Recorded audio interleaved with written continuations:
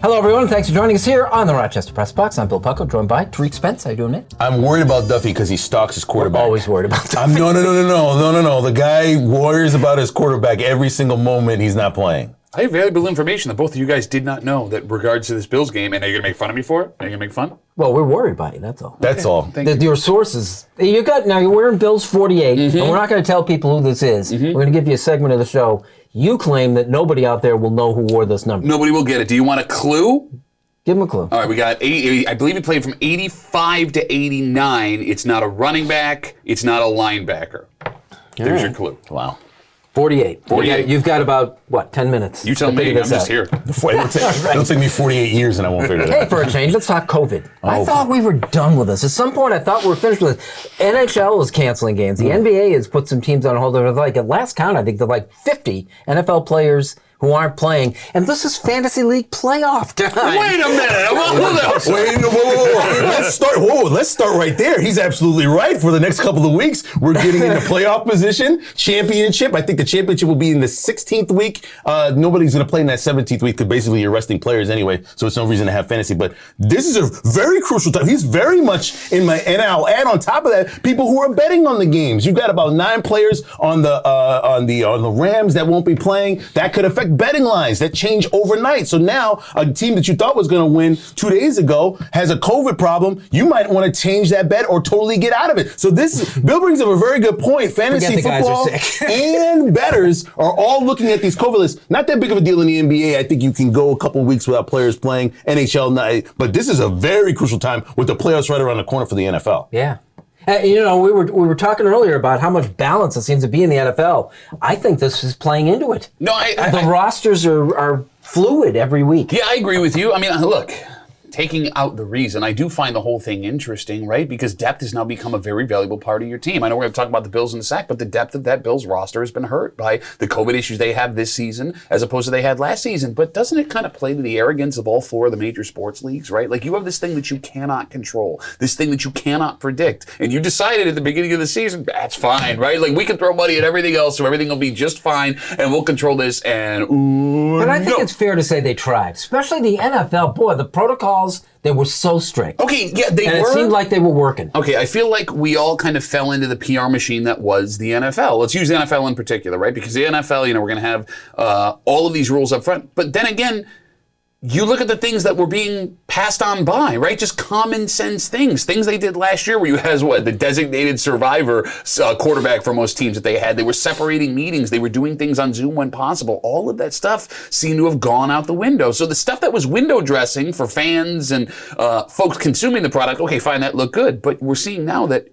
it didn't really have an effect because it almost feels like there are more positives this season towards the end of the year than there were last season. I mean, you're not having entire teams shut down, but every NFL team has been affected by this at some point this season. Do you see, are they going to get to a point with, that you suggested, the most important part of the season coming, that they're going to have to do something that they're not doing now? Maybe a little sort of a mini bubble for your team. Some of these issues have popped up. We know major stars, even Aaron Rodgers got it. You're going to get these other issues where players are going to be concerned about where they go afterwards. Hence the reason why Duffy will be stalking his quarterback to make sure nothing is going wrong. So that's what I think is going to be interesting. The flow of information of who is sick, who's tested positive, areas, states that are going to shut down mode, possibly. I hope none of them do, but a lot of mask mandates. All of these things will all play into a factor as a team is trying to make it to the playoffs. The biggest issue is 2 weeks away, right? Mm-hmm. Christmas, when players are going to go seeing family, you have family coming in from out of town, then you're gearing up for the playoffs a couple of weeks later. You got potential major problems 3-4 weeks away. And you can't push anything back because that 16th and 17th game could be crucial because the divisions are so tight and teams are trying to basically make it in the playoffs. Wow. And you really can't predict what's going to happen. What are you going to do? Amazing. This is the Rochester Press Box, and we're talking Buffalo Bills and some inside information next.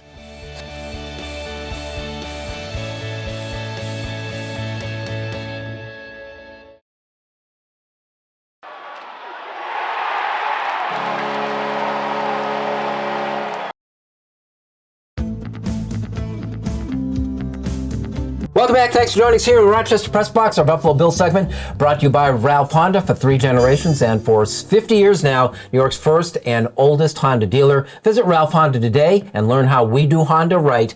That's ralphhonda.com. All right, first things first. Whose jersey? Bills legendary defensive back Lawrence Johnson.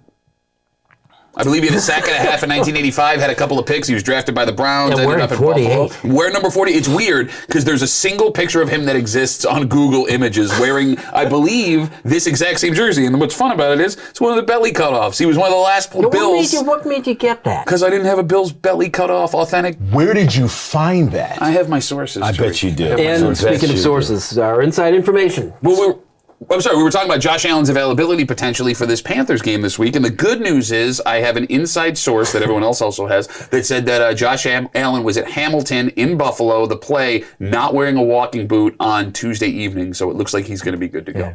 And because it's obviously like game day or something like that, being healthy on Tuesday is better than figuring out you're okay on Friday. There you go. Didn't have a boot in Hamilton. And he was also at a deli earlier that day with Mitch Trubisky, not wearing a boot. Hey, the line on the Bills-Carolina game at Buffalo is 10.5, which shocked me it was that big. I see this as a classic trap game between playing Tampa and New England, and I think they're going to struggle. How do you have a trap game when you've lost 2 previous games? Trap games come between 2 games where you need massive performances. You can't lose, and then get trapped. That's impossible. It's like falling in a trap, and then there's a bear trap right there, and you think to yourself, well, there's already been 2 traps. I can't hit all. I got hit. No, it's the dumbest take I've ever heard. It's a great... No, I've got worse. No, mine will be actually worse. What do you think? You've got 2 teams, Tampa and New England, on either side of this Carolina game. I think that's a problem. Well, I don't see it really as a trap game. I'm really worried about the psyche of this team. And the reason I say that, at the end of the game against Tampa Bay, I saw Josh Allen's face, and obviously it's a brutal loss. You could have come back. You could have beat Tom Brady in his building, would have put a statement on it, and I think would have definitely changed the psyche of this team. And that's one of those wins, if Buffalo had gotten it, would have turned their entire season around. They didn't get that, which makes me a little bit more concerned about this game more than ever. The psyche of this team is at balance here. I will feel a lot better if the Bills win. I'm concerned about the psyche of this team. If they get off to a bad start, like they did against Tampa, against Carolina, which probably won't happen, but if they do, that's going to be a very nervous second half of that game. You got to get up early if you're Buffalo. You got to get rid of the ghosts and demons and get ready for the New England They're so Patriots. weird. They're either killing teams or they're losing close games. Yeah, but I mean, there's no middle ground. Look, they're 0-5 in games within, I think, 4 points so far this season. It's the exact flip script from last year. The bottom line is this. Every player matters on that roster. That's the way it was designed, right? You had to pay your big guys, your Trey White, your Josh Allen, your Deion Dawkins, all the Matt Milanos, excuse me. You had to go find value in guys that weren't getting paid big time. And they went and did that.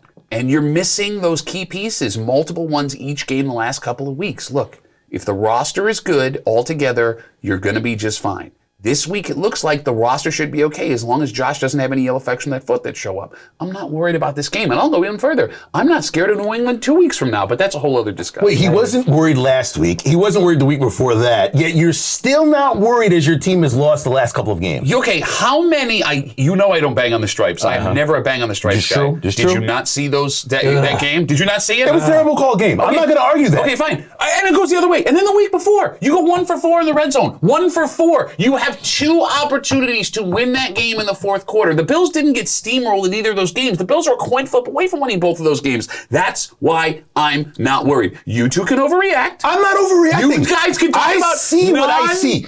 Is there a running game? No. Are they consistent? Josh Allen went for 100 yards and hurt his foot. Oh, he was at Hamilton without a boot. Oh my God! Did he have a mask? Guess what? We have a minute left in the segment to talk about the running game. Is it too late this season to attempt to find one, or do you just accept that this is what we are and play from here? You have to play it out. Now, I was concerned about this a year ago. He wasn't concerned. I was concerned about this 6 months ago. He wasn't concerned. Now we're at a point at the end of the season where hopefully you're able to just blast through this, deal with it, find some sort of running game in the next couple of games. You'll be able to run the ball against the Jets. You'll be able to run the ball against Atlanta. You will be able to run the ball against Carolina. So for the next couple of games, you've got to win all those because this is a tight AFC, period. It's a tight NFL, period. Look, you can sit here and talk about non-tangible things, psyches, and need to find will the running game. Look, I worry about red zone opportunities because they move the ball. Okay. The ball gets moved. That's it's right. within the 20 yards. When the mojo gets thrown off, because of guys like you, when Daboll hears, oh, you got to have a running game, or we're going to hand the ball off into an offensive line. You don't. Chuck it around the yard. Go You're play saying ball. Brian He didn't even Dable like was listening to Dable. him. He's never liked Dable, and now he's defending Dable? Come on. I didn't hear what I just said. And by the way, I never said I didn't like Brian Yes, Dable. you did. When did I say I didn't like Run Brian the Dable? tape Run back. the tape. Run what tape? the tape What back tape? a year ago. He wanted a new offensive coordinator. I think it's interesting that he actually consults you on this. Oh, my God. Pick 10.5 is the line on the Carolina game. Pick it.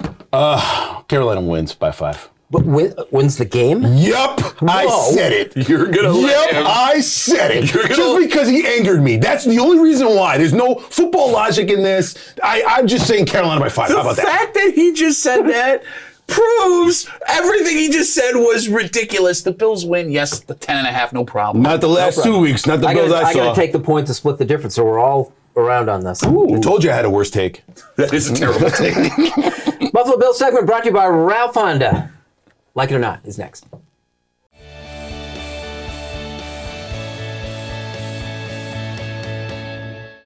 Here's the Press Box trivia question brought to you by Market View Liquor, where exceptional customer service meets an extensive selection. Jefferson Road at 390.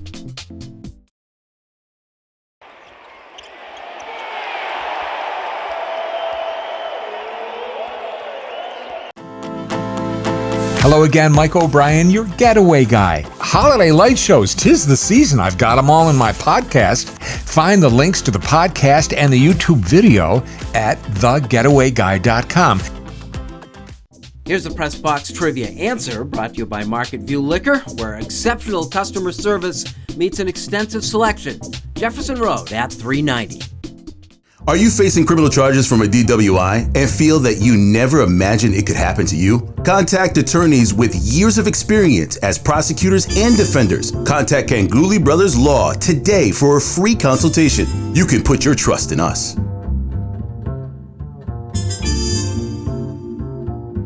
Welcome back. Thanks for joining us here on the Rochester Press Box. This segment brought to you by Ganguly Brothers Law, attorneys with years of experience defending the accused. Don't go unprepared. Contact Ganguly Law today. Like it or not, Steph Curry's overall impact in the NBA as we celebrate his three-point historic run. Not only do I love it, I love the fact that people who used to hate it back in the day now want to be shooters. A number of people in the 90s like, oh, this defense, these guys don't know how to shoot. These guys don't know how to shoot. Here comes the greatest shooter of all times. Now, it doesn't matter how tall you are, doesn't matter how fast you are. If you can shoot, you can shoot. And yes, I know a lot of people are like, well, you're destroying the game. No, there's still good passing. There's still good big men. There's still good people. But the one great thing that Steph Curry has done is he has eliminated the excuses of people. If you go out there, do the best you can, shoot every day. You may not be Steph Curry, but you can contribute to a team. So I love the fact his impact has been great overall because it has nothing to do with height. Going even further on that point, I would make the argument he and guys like him saved the game. Like that isolation game of the late 90s, early 2000s was just brutal. And the fact that you had guys that can now shoot the ball, spreads everybody out, doesn't allow for isolation offense, and created more legitimate basketball plays. Yeah, that's where the Detroit Pistons took over. And, you know, that was the way the game was played back then, and it wasn't much fun. Like it or not, bad behavior on NFL players and coaches. Myers' handshake got a lot of publicity this week, and the fact that the Raiders saw fit to huddle up on the Chiefs logo. I mean, can we stop pretending like any of this matters? Like, first of all, like you hear these guys mic'd up. Either they're co-workers and enjoy each other's company, or they don't. But like, you would understand why after battling someone physically for 60 minutes of football time, you wouldn't enjoy somebody's company. Or if you lost a game where your $1 million contracts depend on it, you wouldn't enjoy it. Like what? Do you need to have Bill Belichick and Eric Mangini, right, getting together and having coffee? Do you need pictures of that? Like, let's just stop. We've been doing this for years. But it's so dumb. You go to work every day and there are people that you don't like. You're allowed that luxury, but these guys aren't? Why? You know why? Because we love the tension. We love the sort of feeling of these two don't like each other. We do latch on to it. I want to see what the handshake is like. I know I don't like this dude. And that's fine. I'm not saying you're break the Panthers by 5. I know, and that's fine. That's fine for the drama. while. But when it bleeds past, like, ooh, look how fun that is to, oh, how dare this person? Like, shut up. Shut up. It's like, how much were we looking forward to the whole Brady-Belichick handshake when they played early in the season? And then what happened? Nothing. It was a huge bit of nothing. And by the way, you think like this is some like Ricky Lake show where all this emotion is going to pour out of these two gentlemen when they touch each other? It is Christmas when it happens, though. When there is that little tension between the two head coaches, which we don't see it a lot, it's fun to talk about. It is. Like it or not, brought to you by Ganguly Brothers Law. Unfinished Business is next. He didn't want to shake my hand. No.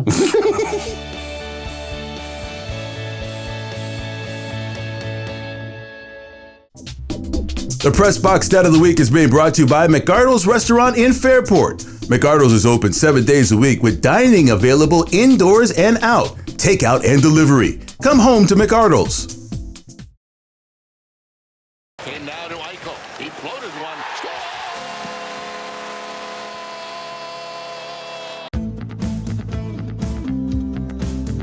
Welcome back. Thanks for joining us here on the Rochester Press Box. It's time for Unfinished Business, and as always, Pat, start us. You know, there's a lot of talk about revisionist history and how back in the day we didn't know all these things about athletes and we liked it better that way. And now that we're learning these things, they're terrible. But revisionist history exists today as well in sports. For example, Netflix this week debuted a new comedy starring Kevin James involving the Saints head coach Sean Payton and the suspension he faced for intending to injure players with bounties. Let me say that again. Kevin James, Paul Blart Mall Cop, is doing a comedy about a man who lost a year of his NFL career, an unprecedented suspension because he and his defensive coordinator had conspired together to injure NFL players on a bounty system. Oh, let's not forget that he's also been implicated in an accusation that he, along with the rest of the Saints, tried to assist the New Orleans Catholic Diocese in covering up a sex scandal, mitigating the consequences from a sex scandal. All of these things are Googleable. All of these things legitimately happen. And in that scandal, the year he's missing, they're turning it into a buddy comedy with his son, where his team's football team is bad. He did go and become the offensive coordinator for his son's high school football team, and it's laughy, jokey time. Think about this, man. The NFL told him he could not come around one of the most brutal games in America because he wanted to hurt and potentially end the careers of people across the field from him. Not because he had an issue with them, which still wouldn't be great, but because he wanted a competitive advantage. And they made a comedy out of it that people are going to watch. Granted, it's not going to be a good comedy. But when you sit here today and go, oh, how can this happen back in the day and we remember it now? It's happening right in front of your face because 20 years from now, nobody's going to remember the reason why Sean Payton was suspended. But that movie's still going to exist and people are going to take it as canon. Now I want to watch it. When it comes to stuff that's been going on in college football, I guess there's been this intent to move the National Signing Day, which I believe actually should happen. Matter of fact, I don't believe any high school kid should sign anywhere until after the national championship game. Why is that? Because we don't know where coaches are going to go. Coaches are leaving. Some are staying. Some are going to the NFL. The jobs are unbelievable. Now, I know they have the transfer portal where college kids can go from college to college and move on. But I just feel as if you're making a commitment to a school, the commitment from the school has to be on who the head coach is going to be, who's going to be the defensive coordinator, who's going to be the offensive coordinator, and things should be set before a young person decides to go to that college. National Signing Day should be set when every college knows exactly who the head coach is, whether they're staying or going to the NFL. Should be done after the season is over during the national championship game, whoever wins. Does the National Football League sometimes seem chaotic to you, as it does to Pat? Well, you should have been around in the 20s, the 1920s. Buffalo had a professional football team back then, too. The Buffalo All-Americans of the American Professional Football Association. In 1921, it was back when the Rochester Jeffersons were part of the professional football scene. The All-Americans were 9-0-2. Ties didn't count. Back then, you pieced together your own schedule with as many games as you could scrape. The team with the best record won the championship. It was simple, perhaps not fair, but simple. Anyway, the undefeated All-Americans, whose owner was also the team's coach and quarterback, had by all rights won Buffalo's first professional football championship. The Chicago Staleys, the forerunners of the Bears, lost one game to Buffalo on Thanksgiving that year. So, owner George Halas proposed a postseason rematch, which Buffalo agreed to. They played for the gate. They billed it as an exhibition. It didn't count in the standings. It was scheduled the day after the Buffalo All-Americans had played in Dayton, Ohio, the very day after. Chicago won 10-7. Halas then quickly declared that the game counted, that there was no such thing as an exhibition contest, and further got the league to pass a bylaw that gave the title to the Bears by providing added weight to the second game of a rematch, a tiebreaker that stood for another 12 years. George Halas was not a nice guy. The incident is recorded as the Staley Swindle, perpetrated 100 years ago this month, a significant, if not entirely forgotten chapter of Buffalo's sad professional football legacy. That is Unfinished Business, and that is our program. And no, I was not there in 1921. I did not see that game in person. Who would have made that mean joke in this room? By the way, Why did I just look right at you? It is nice to know that the NFL has spent a solid 100 years screwing over Bills teams when it comes to rules. And I'm not going to complain about last weekend. Speaking of the Bills team, I just picked the Carolina Panthers out of anger. Oh, look at him trying to back up now. Look at him. You're revising the pick? Guys, I was just joking. See, right now I'm sticking with it. Thanks for joining us. We'll see you next week with the Rochester Press Box.